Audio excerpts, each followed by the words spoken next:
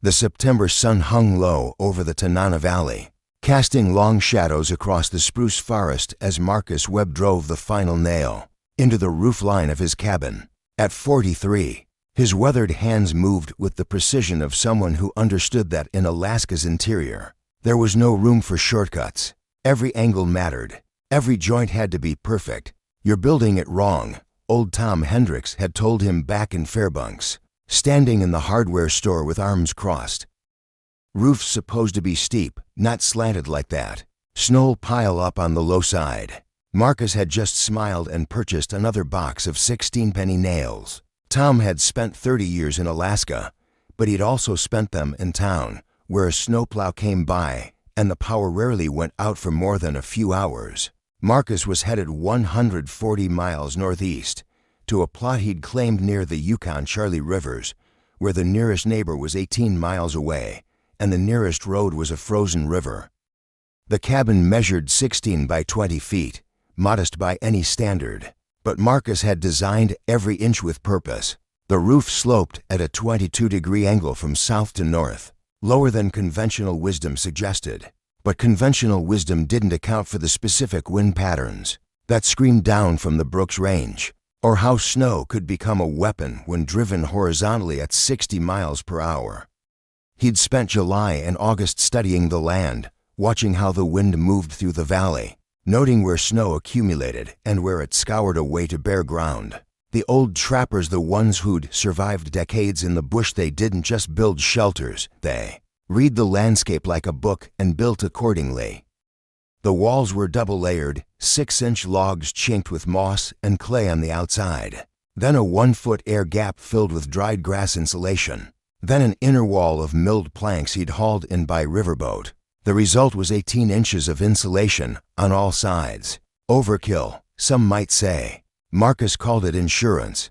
His food cache stood 30 yards from the cabin on stilts 8 feet high, wrapped in sheet metal to keep bears out.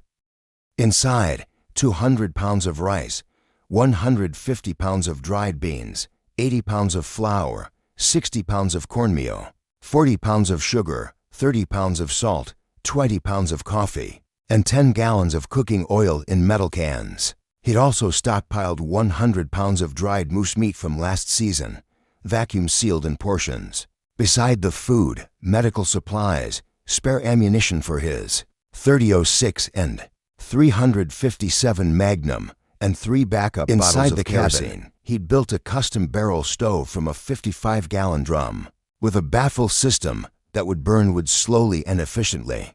He'd stacked 8 cords of spruce along the north wall, under an extended eave that kept it dry. Not 6 cords like most trappers used, 8, because the coldest winters could stretch into April, and running out of firewood in March was a death sentence.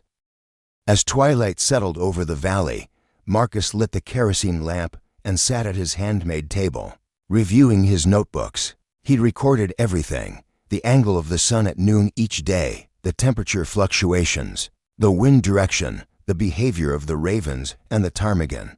Weather patterns in the interior were governed by pressure systems that swept down from the Arctic, and while he couldn't predict them with certainty, he could prepare for them. His radio, a battery-powered emergency receiver, sat on a shelf, wrapped in a waterproof bag with spare batteries. The National Weather Service broadcast twice daily from Fairbanks, and while reception was spotty, it was better than nothing. That night, as the temperature dropped to 15 degrees, Marcus lay in his bunk and listened to the cabin settle. The logs creaked softly as they contracted in the cold. Outside, a great horned owl called from the spruce grove. Everything was in place. He'd done the work. Now came the waiting. Chapter 2. The warning. October arrived with frost that turned the landscape silver. Marcus ran his traplin every 3 days, a 20-mile circuit through the valleys and ridges surrounding his cabin. Marten and lynx were his primary targets, though he kept his eyes open for wolf sign. A good wolf pelt could bring $300 in Fairbanks, enough to buy supplies for a month. The work was methodical. Check the trap, reset if necessary, skin and process any catch. Move to the next location. He'd marked each trap site with a subtle blaze on a tree, visible only if you knew what to look for. 42 traps total. spaced according to animal territory patterns he'd learned from books and from old Joseph Tritt, an Athabascan elder who'd taken a liking to him in Fairbanks. You watch the animals, Joseph had told him. They know winter before the thermometer does. When the hares grow extra thick fur in September, you know it's going to be bad. When the ravens start caching food early, you know it's going to be worse. Marcus had seen both signs this year. The snowshoe hares he'd glimpsed wore coats so thick they looked like white cotton balls with legs. The ravens had been stashing food since late August, far earlier than normal. And the moose they'd moved down from the high country by mid-September, a full month ahead of schedule. On October 18th, the National Weather Service broadcast a long-range forecast that made Marcus pause. A massive high-pressure system was building over Siberia, the announcer said, with temperatures at the North Pole dropping to record lows. If that system moved east across the Bering Strait, it could bring unprecedented cold to Alaska's interior. Marcus spent the next week reinforcing everything. He stuffed additional moss into any gaps in the chinking. He built a wind barrier from spruce boughs on the north side of the cabin, creating a dead air space that would reduce wind chill against the walls. He moved half his firewood inside, stacking it along the interior walls where it would stay dry and within easy reach. He also prepared his emergency protocols. If he got trapped in a whiteout while checking traps, he had 3 supply caches positioned along his trapline. Each contained matches in a waterproof container, a space blanket, a day's worth of food, and a flare. He'd memorized the route so thoroughly he could navigate it in complete darkness, by counting his steps and reading the terrain through his boots. On October 27th, the temperature dropped to -15 overnight. Marcus checked his thermometer at dawn, a reliable mercury model, mounted on the shaded north side of the cabin, and noted the reading in his log. The sky was clear, pale blue stretching to every horizon. The spruce trees stood motionless in air, so still it felt like the world was holding its breath. He spent that day processing the 3 marten he'd caught over the previous week, scraping the hides and stretching them on willow frames to dry. The pelts would cure slowly in the cold, dry air of the cabin. Come spring, they'd bring $75 each in Fairbanks. Not a fortune, but enough to justify the isolation. That evening, as he fried cornmeal cakes on the stovetop, the radio crackled to life with an updated forecast. The Siberian high was moving. Expected arrival in Alaska's interior, November 1st. Forecast temperatures, -40 to -50. Winds, 25 to 40 miles per hour. Whiteout conditions likely. Marcus set down his spatula and turned up the volume, listening to every word. The announcer's voice was professionally calm, but Marcus heard the underlying urgency. This wasn't a normal cold snap. This was the kind of weather that killed people, even experienced people, if they weren't prepared. He looked around his cabin at the stacked firewood, the sealed food containers, the insulated walls. Everything was ready. He'd spent 3 months preparing for exactly this scenario. Now he just had to trust his work. Outside, the northern lights began to dance across the sky, great shimmering curtains of green and purple that rippled like silk in an invisible wind. Marcus watched them through his window, knowing that their beauty often preceded the worst weather. The lights were caused by solar wind striking the Earth's magnetic field, and intense solar activity often correlated with extreme cold snaps. He added another log to the stove and settled into his chair with a cup of coffee, his notebook open on the table. Tomorrow he'd make one final check of his trapline. After that, he'd stay close to the cabin until the storm passed. No unnecessary risks, no heroic gestures, just patience, preparation, and respect for what was coming. Chapter 3. The arrival November 1st dawned gray and ominous. The temperature had dropped to -28 overnight, and the air had taken on a peculiar quality, dense and heavy, like cold syrup. Marcus stood outside at first light, studying the northern horizon. A dark line of clouds sat there, so low they seemed to rest on the mountains themselves. He'd seen storms approach before, but never like this. The clouds didn't move in the normal sense. They advanced, rolling forward like a wall, consuming the pale morning light mile by mile. The wind arrived first, shifting from calm to 15 miles per hour in the space of 10 minutes. It came from the north-northwest, exactly as he'd predicted, funneling through the valley with a low moan. Marcus made his final checks with methodical precision. The food cache was secure, wrapped tight and locked. The firewood under the eave was stacked and covered with a tarp weighted down by logs.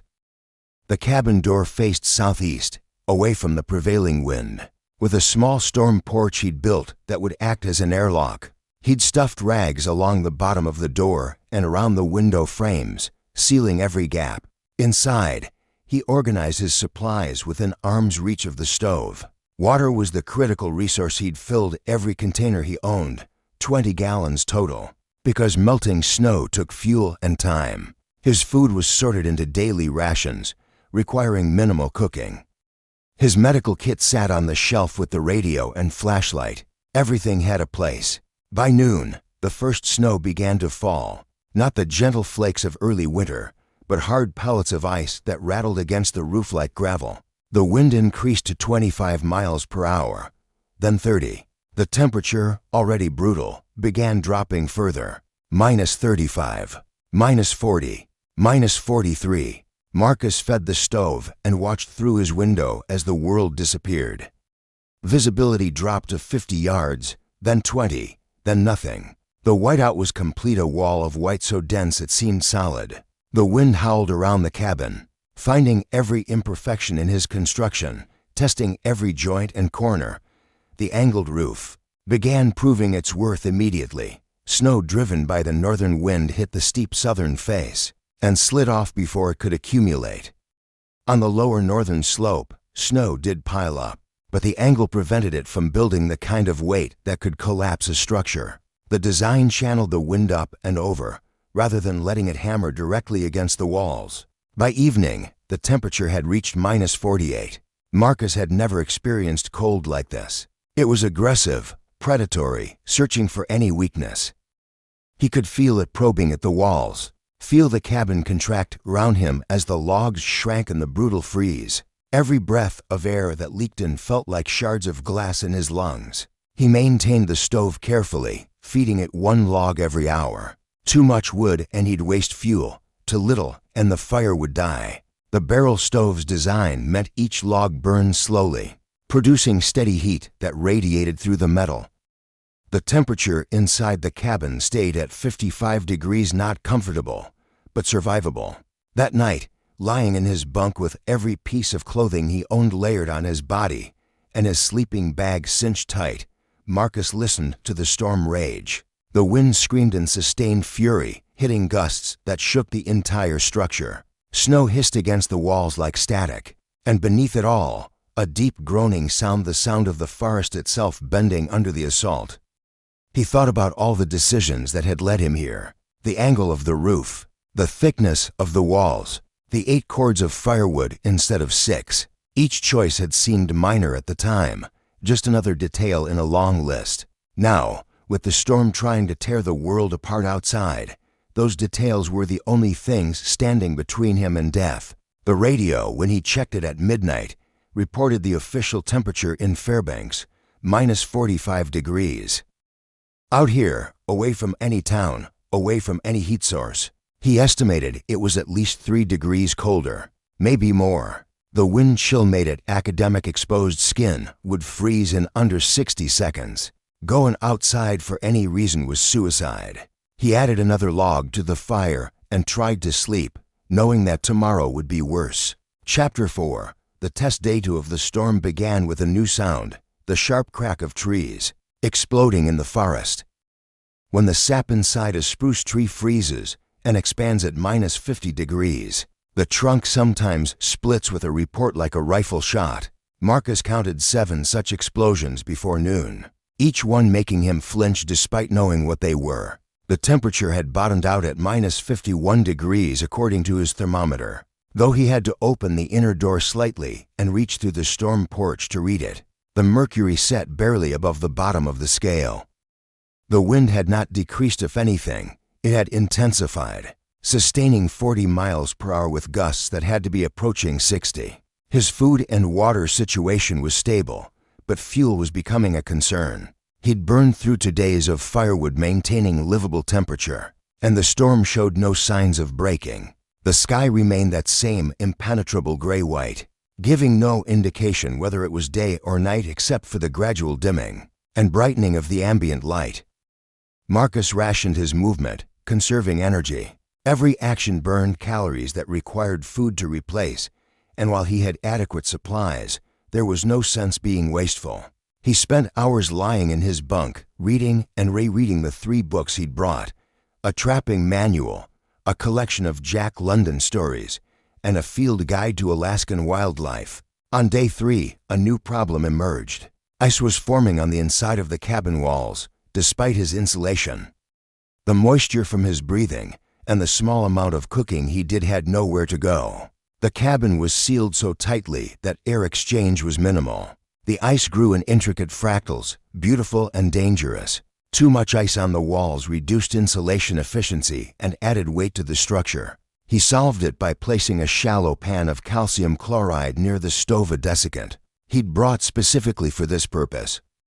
The chemical would absorb moisture from the air, preventing further ice buildup.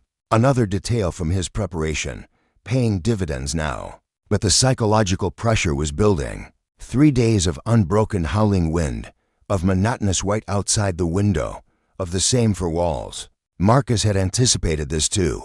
He'd brought a harmonica and spent an hour each evening playing simple songs his father had taught him, Red River Valley, O Susanna, Shenandoah. The music helped mark time, gave structure to days that otherwise bled together. On day 4, the wind finally began to weaken. It dropped from a sustained howl to a variable moan, gusting high then falling to near calm before rising again. Marcus knew this pattern. The storm was dying, cycling through its final energy before dissipating. But the cold remained absolute. -49, -47, -46. He allowed himself to hope that day 5 would bring clearing.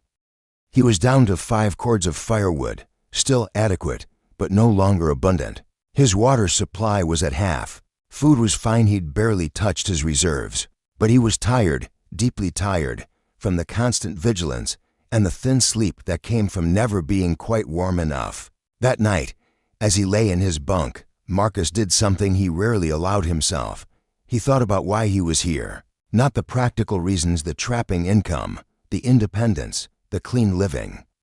But the deeper reason. He'd left Anchorage after his divorce, left a job as a construction foreman, left a life that had felt increasingly hollow. Out here, everything mattered. Every decision had weight.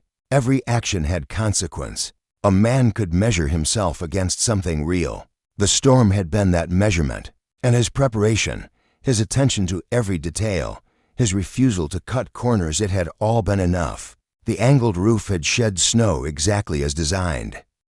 The insulated walls had held the cold at bay. The stocked supplies had sustained him. He hadn't just survived, he'd proven that careful planning and respect for nature's power could see a person through anything. Chapter 5. The clearing dawn on day 6 broke clear and brutally cold. Marcus opened his inner door and stood in the storm porch, looking out at a transformed world.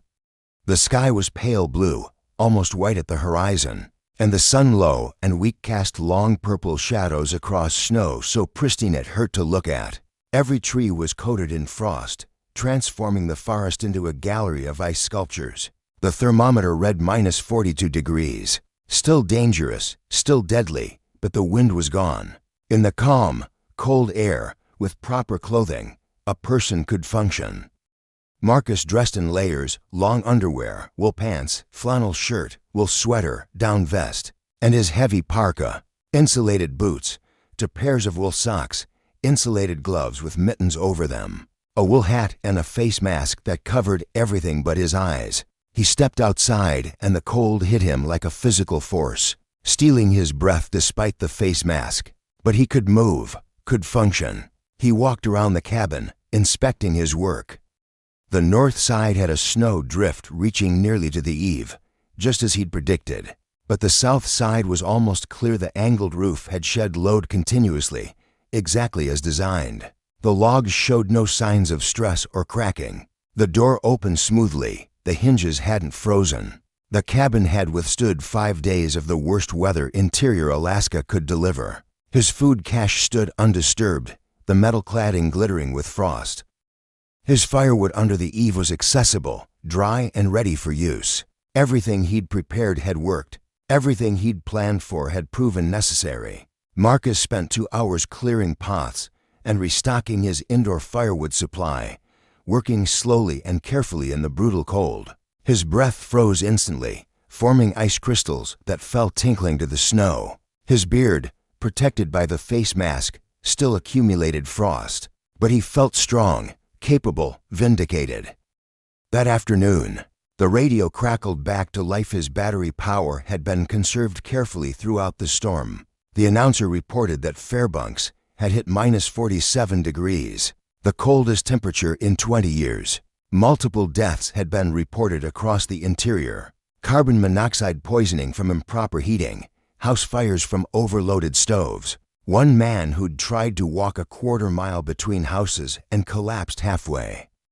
Marcus turned off the radio and sat in his cabin, now warmed to a comfortable 60 degrees with the sun adding passive heat. Through the south-facing window, he'd designed that window placement specifically for this winter sun, low on the horizon, streaming in to supplement the stove. Over the next 3 days, the temperature moderated to a manageable -20 degrees. Marcus resumed his traplin, finding that several traps had been completely buried and 2 had been destroyed by the wind. But the catches were good. Animals had hunkered down during the storm and were now moving again, hungry and active. In mid-November, he made his first trip to Fairbanks, riding his snowmobile down the frozen Yukon River. At the fur buyer's warehouse, he sold his pelts and restocked his supplies. At the hardware store, Tom Hendricks was there again. "Heard about that storm," Tom said, eyeing Marcus. "You make it through, okay?" "Cabin held fine," Marcus replied, selecting a new file for his saw. "Design worked like I planned." Tom nodded slowly. "That angled roof, the one I said was wrong." "Yeah, maybe I was wrong," Tom admitted.